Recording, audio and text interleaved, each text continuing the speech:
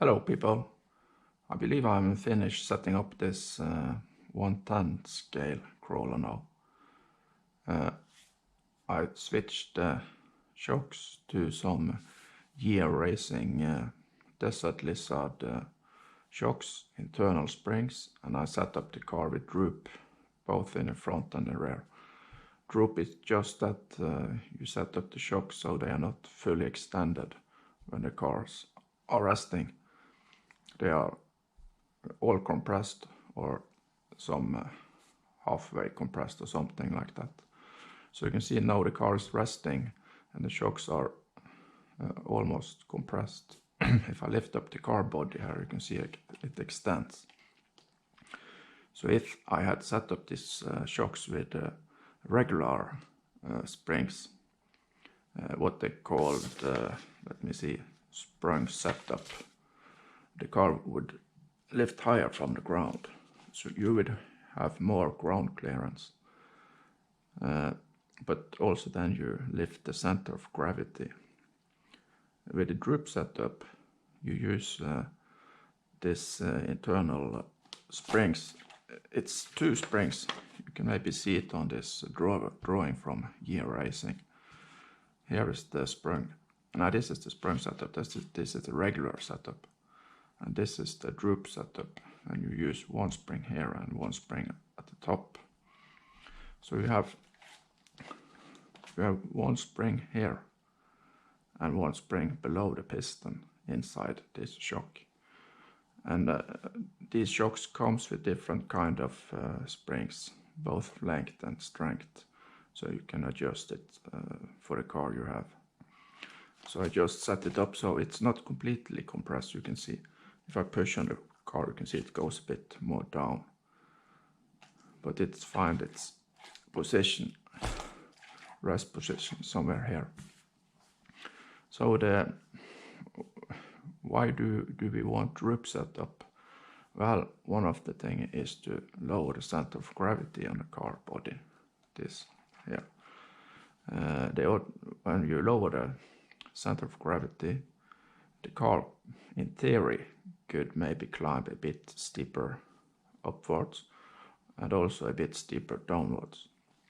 And also if you have a very steep sideway climb, the car could maybe hold on a bit longer, like if the car was crawling like this on the side, very steep hill. So with lower center of gravity, that would maybe be possible. But the negative side of the droop setup is you get less ground clearance. So this would be with regular shock setup, and this is now with the droop setup. So you can see it's about 2 centimeters less ground clearance with the droop setup. But if the car hits like a rock here, the body could lift a bit.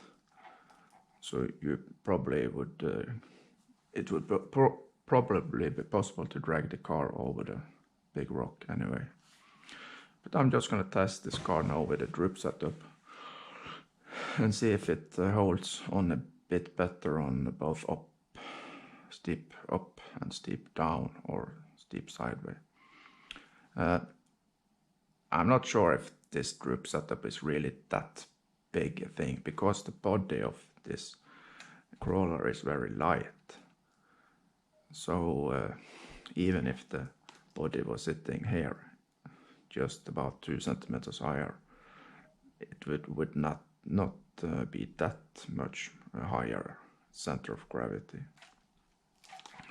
So I'm not sure, but usually I'm not hitting the ground that much because of too small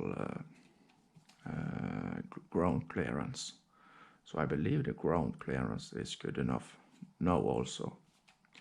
Let me see.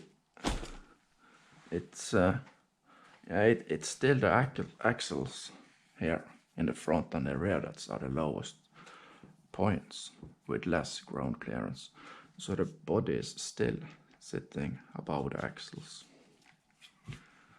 So I think it should work all right. One other upgrade I've done is to change the rims. So this is metal rims now. They are much heavier. The ones I had before was these, and these are plastic. Just a small portion of the beadlocks here are metal, but these are much lighter. So with these new ones, they are 136 grams. I'm not sure what they called again. I bought them at AliExpress and they are not expensive.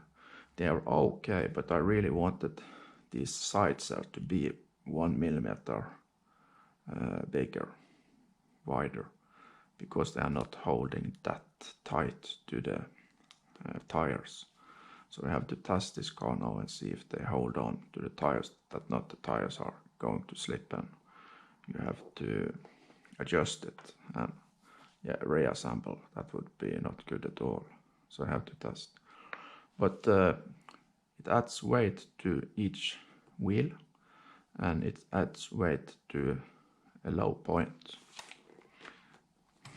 You will have at this point, so that's about that's the axles, so that's good. And that's one thing I thought about when driving this car, and I've seen this car driving, is that I thought it was a bit light on the wheels because it started to slip and spin too early.